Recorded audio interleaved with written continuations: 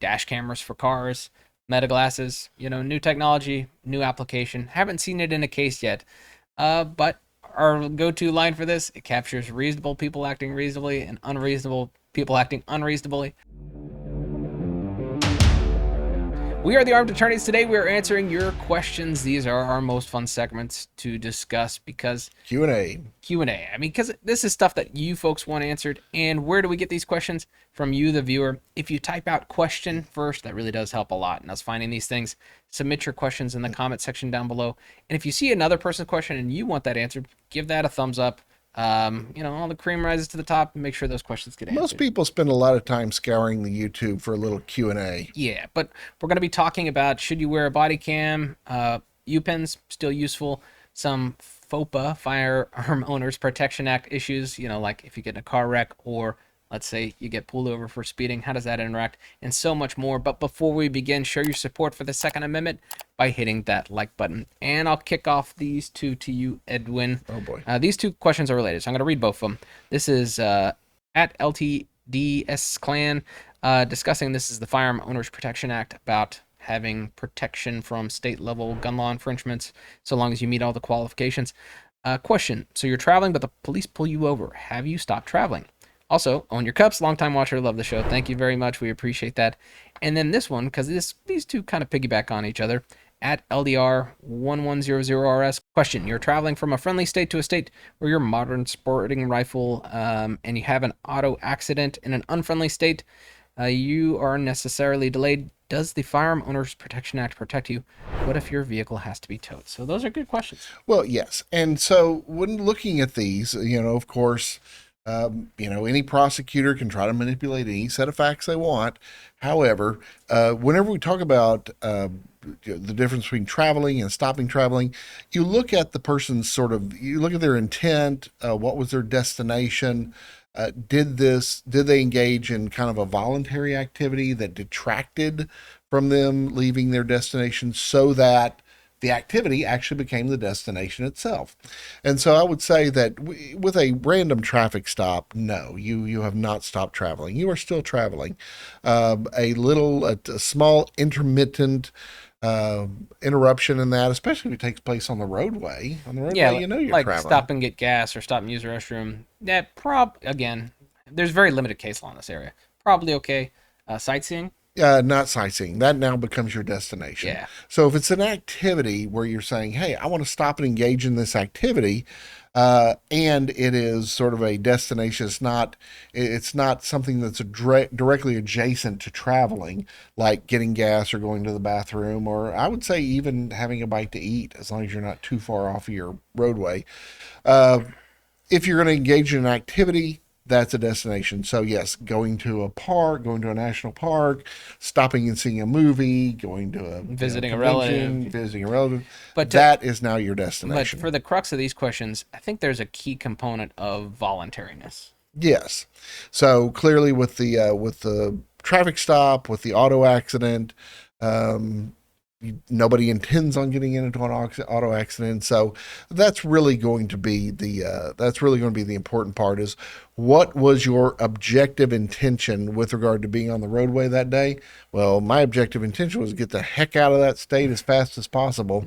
And this, unfortunately, not due to my fault, interrupted it.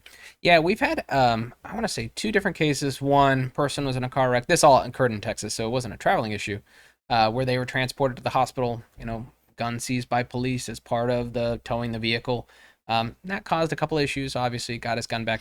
We had an issue where a person was transported to the hospital and they had their firearm on their person. Do you remember that case? Yes. And that caused a little hubbub. I don't think anything actually came out of it, but he was threatened with arrest. Oh, yeah. No, like it was his fault that he got placed on a backboard and carried into a hospital. So no, intent is the full, that's where your important defense lies, is I didn't intend on doing that. Yeah. Alrighty. Our next question comes from, I thought that said Tennessee Cheesecake. No, Tennessee Cart Garage. Question: does getting a UPIN help prevent delays or denials when getting an NFA item? I really, really want to get a suppressor, but I usually get delayed or denied, and I have to appeal that decision. Once I appeal, it always gets overturned, and I have had that happen within 3 hours on occasion. Wow. Yeah, so I mean, what is a UPIN? First off, it's a unique personal identification number. That's a number that you can submit as part of it. And how do you get it? It's by submitting a voluntary appeal file to the FBI. And essentially, this comes up in a couple of different contexts. Somebody is, wrongfully denied a firearms transfer, or let's say they get habitually delayed, like we have in kind of in this question. Well, the voluntary appeal file, the obtaining of a UPIN, this is a number that you can use on your firearms transaction record, and really, it's kind of like, for lack of a better term, like a social security number just for purchasing firearms, and it should clear up any kind of problems that you have in the background check. Because what is probably happening in those two scenarios we talked about, your record is getting associated with somebody that isn't you, right? And that's why you're getting denied. Or let's say there's some incomplete information on your background and the FBI doesn't know what to do with it, but they're not going to fix it. It gives them an opportunity to fix it so that you don't get these delays. Right, because you've probably been mixed up with somebody else. Just imagine how many Richard Hayeses there are in the United States. I mean, he's got three in his own family. Yeah. Three Richard Hayeses. And so, yeah, so you've probably been mistaken for another Richard Hayes. And while many, many, many people can have the same name, they will not have the same number, and that's why it's called a unique personal identification number. So once you have now been assigned a number, I know a lot of people are very weary about governments giving people numbers, Yep. justifiably. But in this situation, that number will be used to distinguish you from all the other screw ups that have your same name. Yeah. All the other John Smiths convicted of murder in 1919 in New York State. Exactly. I mean that we see that kind of stuff happen. All right. Next one to you, Edwin. This is Head Kick One question. Suppose I'm attending an AA meeting that's being held in a church, private school, after school hours, and they pay rent for the church space. Is carrying the firearm prohibited because it is a school? Good on you for going to AA. And this kind of surrounds the question of these statutorily prohibited locations. We'll talk about Texas in a sec. Do they ever not become those because they're being rented? Right. And what you have to look at is you have to look at what the statute says, if it is a statutorily prohibited place, and who owns the facility, what activity is being conducted there. And sometimes the law is very clear. Like here in the state of Texas, if it is a school, if it is owned by a school district, then it is a school 24 hours a day, every single day, regardless of what is happening there. That will be the premises of a school. Whereas, if a school does go out and rent a space, they have to do something off campus, then that facility is only a school when it's a school. It's owned by somebody else, it's owned by a different entity, and so you look at the activity that's going on there. I would assume that a church is the same way. Here in Texas, fortunately, churches get to make their own decision, but in many states, churches don't. Churches are already statutorily prohibited place. So, yeah, if it's a piece of property that's owned by a church, it's going to be considered a church, whatever activity is going on there. Yeah, and so what you would look at is your state's prohibited places list. Is a church there? And is there any kind of qualifying, owned and under the control, maybe some language like that? Because then maybe if you're in the school and it's not under their control because another organization has rented it to hold a meeting or something like that. So those are the things you'd be looking for in your state's law. All right, our next question comes from an individual at TSU 120. Question: in Texas, it's legal to keep a rifle, like an AR-15, in your front seat of your vehicle. This is true. For example, nose down between the seats and the console. I don't know, it's necessarily, you don't have to keep it like that, but if you want to, fine. But if you had an AR that was originally a pistol, later converted into a registered SBR with a silencer, and you had the proper ATF tax stamps, could law enforcement still try to treat it as a pistol instead of a rifle during a traffic stop if it is in the front seat? Texas law prohibits pistols from being in the open, and they require to be in a holster. Yeah. That's correct. Yeah, there's a lot going on. So when we look at carrying rifles and shotguns generally in public in Texas, we're only looking at one law. Is this violating disorderly conduct? Is the person carrying the firearm in a manner calculated to alarm? So, sitting on the floorboard, sitting in a front seat, sitting across the back seat, trunk, none of that's going to scare people. That's not a problem. Hanging out the window, going down the highway, not a good idea. Don't do that. That's going to scare people. And that would trigger the disorderly conduct statute, probably among other things. But the question, revolves around, if you get an SBR, is it still considered a rifle under Texas law? Yes, it is still considered a rifle. Okay, so we're not looking at pistol law, and that's kind of the second part of this. If it wasn't a registered SBR, if you were skirting that by, let's say, attaching a brace to it, well, Texas law considers that a handgun, at which point all the carrying laws involved in handguns kind of jump into effect. And so an openly carried handgun in the state of Texas has to be contained inside of a holster.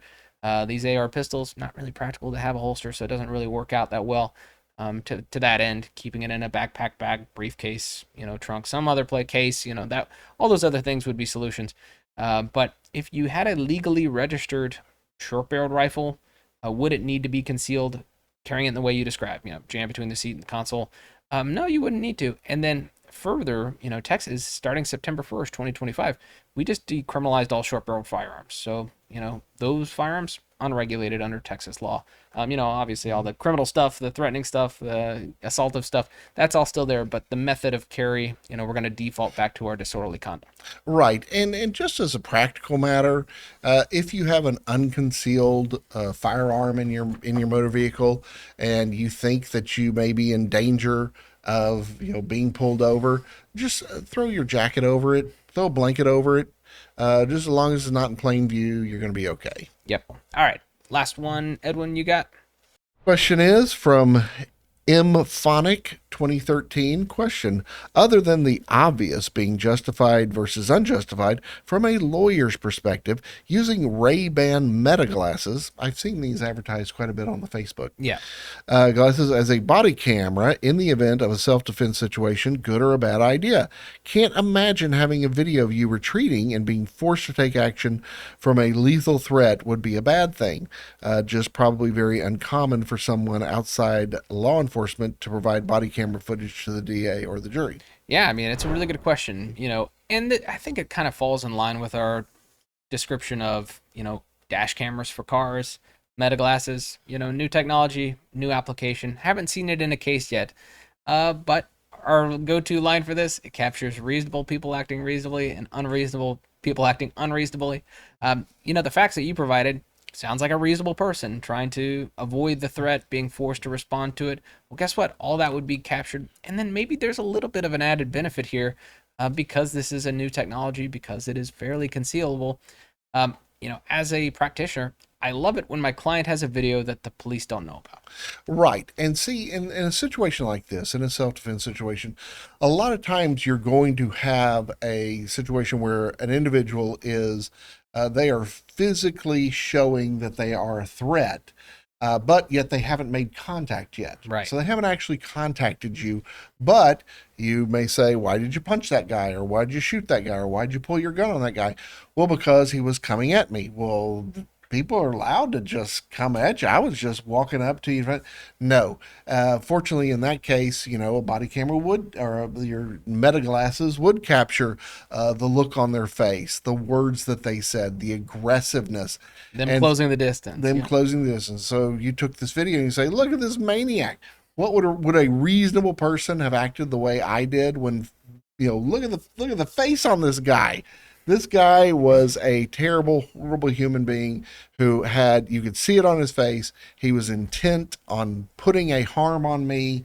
Therefore, I acted reasonably. Then, that couldn't do anything but help. Yeah. But keep in mind, if you're the screw up, it's going to capture that too. Yeah. In which case, again, going back to that point of you have a video, maybe the government doesn't have it. Does that video ever see the light of day? Maybe not. Maybe it doesn't. But we hope you enjoyed this discussion. If you did, consider subscribing, hitting that like button, and help us fight the anti-2A algorithm by sharing this video. And leave your question in the comment section down below. Type question out. Then your question really helps us find these things for a future segment. And until next time, we're the Armed Attorneys.